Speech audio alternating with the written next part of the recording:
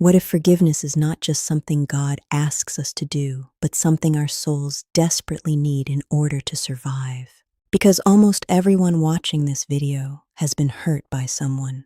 A betrayal, a lie, a broken promise, a wound that still feels alive years later. And maybe the hardest question isn't whether forgiveness is good.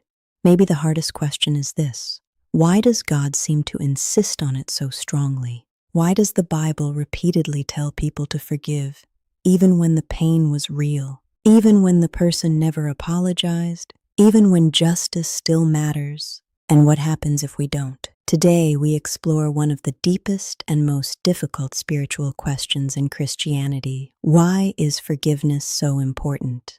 Welcome to Sacred Questions, the channel where we explore difficult questions about God, faith, doubt, Christianity, and the human soul with honesty, curiosity, and respect. Forgiveness is one of the most praised ideas in religion, and one of the hardest things humans ever attempt. Because on paper, forgiveness sounds beautiful, but in real life, forgiveness can feel impossible, especially when someone deeply wounded you. And yet, forgiveness sits at the center of Christianity. Jesus talked about it constantly.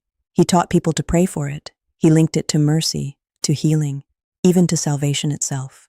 So why would forgiveness matter that much? Let's explore. Human beings remember pain, sometimes for decades. A single betrayal can shape an entire life. And honestly, many people resist forgiveness for understandable reasons. Because forgiveness can feel unfair. If someone hurt you badly, forgiving them may feel like saying, "What you did was acceptable."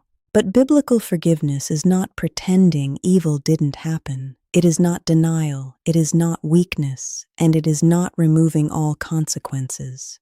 In Christianity, forgiveness does not erase justice. Even in the Bible, wrongdoing still has consequences. Jesus sit at the center of Christianity. He talked about it constantly. He taught people to pray for it. He linked it to mercy, to healing, even to salvation itself. Because resentment has power. Bitterness can slowly reshape a person. Many people discover this painfully over time. The anger that once felt protective eventually becomes exhausting. The wound begins controlling the wounded person. And this is where Christianity introduces a radical idea. Unforgiveness doesn't only imprison the guilty, it can imprison the victim too. One reason forgiveness is so central to Christianity is because Jesus placed it at the center of human relationships. After being mocked, beaten, humiliated, and executed, Jesus says, "Father, forgive them, for they know not what they do." Think about how shocking that is. He does not speak forgiveness after justice arrives. He speaks forgiveness in the middle of suffering. That moment changed history for many believers, because Christianity teaches that God's response to human evil was not only judgment, but mercy. Jesus also taught forgiveness repeatedly throughout his ministry. When Peter asked how many times someone should forgive another person, he suggested 7 times. But Jesus responded, 70 times 7. Not because people deserve endless chances without accountability, but because forgiveness reflects the character of God. In the Lord's Prayer, Jesus teaches people to say, "Forgive us our trespasses as we forgive those who trespass against us." That line is unsettling because it connects receiving forgiveness with giving it. And throughout Christian theology, this becomes a major theme. People who understand mercy are expected to show mercy. Now this is where the conversation becomes difficult, because some wounds are enormous: abuse, violence, abandonment, trauma, manipulation, and many people hear messages about forgiveness in ways that become unhealthy or even dangerous. Some are pressured to stay silent about abuse. Others are told that real Christians must immediately trust people again. But forgiveness and trust are not the same thing. That distinction matters deeply. Trust must be rebuilt. Boundaries can still exist. Justice can still matter. Someone can forgive and still decide a relationship is unsafe. Even psychologically, forgiveness is usually a process, not a switch. Sometimes it takes years. Sometimes people forgive in layers. And sometimes forgiveness begins simply with this: I no longer want hatred to consume my entire life. That may not sound dramatic, but spiritually, it can be enormous. Philosophically, forgiveness raises fascinating questions. Why do humans long for forgiveness so deeply? Why do guilt and mercy feel so emotionally powerful across cultures and civilizations? Some philosophers argue that forgiveness is necessary because humans are imperfect creatures living closely together. Without forgiveness, society collapses into endless revenge. Every wound creates another wound. Every act of hatred creates more hatred. History gives many examples of this cycle. Wars, feuds, violence passed from generation to generation. Forgiveness interrupts the cycle, not by pretending evil is good, but by refusing to let evil endlessly reproduce itself. Christianity goes even further. It claims forgiveness reflects the very nature of God, a God who is both just and merciful. And that creates tension many people wrestle with, because mercy can feel offensive.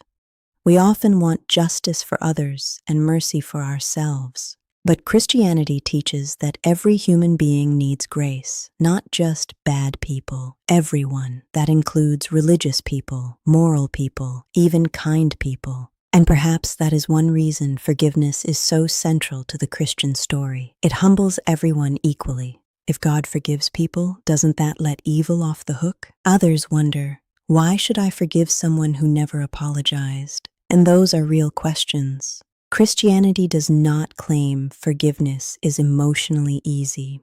In fact, the Bible often portrays forgiveness as costly, painful, sacrificial. But the Christian answer is usually this: forgiveness is not primarily declaring someone innocent. It is releasing personal vengeance into God's hands instead of carrying it forever yourself. For believers, forgiveness is an act of trust, a refusal to let darkness define the future. And even outside religion, many psychologists now speak about how unresolved bitterness can deeply affect mental and emotional health. Not because anger is always wrong, but because permanent hatred slowly damages the person carrying it. That does not mean every hurt disappears. Some scars remain for life. But forgiveness may change how those scars shape us. At the center of Christianity is the belief that humanity itself needs forgiveness from God. That is the deeper message behind the cross, the idea that humans fail morally, spiritually, and relationally, and yet God still reaches toward them. God forgives humanity, therefore humanity is called to forgive others, not perfectly, not instantly, but sincerely. And maybe that is why forgiveness remains so powerful even beyond religion. Because deep down, most people know two things. We have all been wounded, and we have all wounded others too. Christianity claims that forgiveness does not erase justice, but it prevents pain from becoming our identity. And perhaps that's why Jesus spoke about forgiveness so often. Or maybe forgiveness matters because mercy is one of the few things powerful enough to break cycles of human destruction.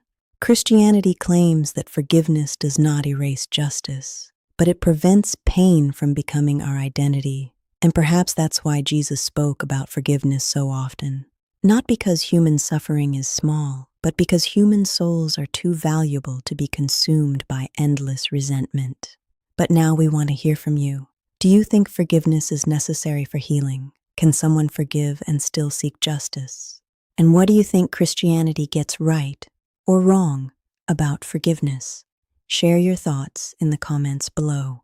If you enjoyed this exploration, subscribe to Sacred Questions for more deep conversations about God, faith, doubt, theology, philosophy, and the hardest questions humans ask. And remember, some questions don't weaken faith. Sometimes they deepen it.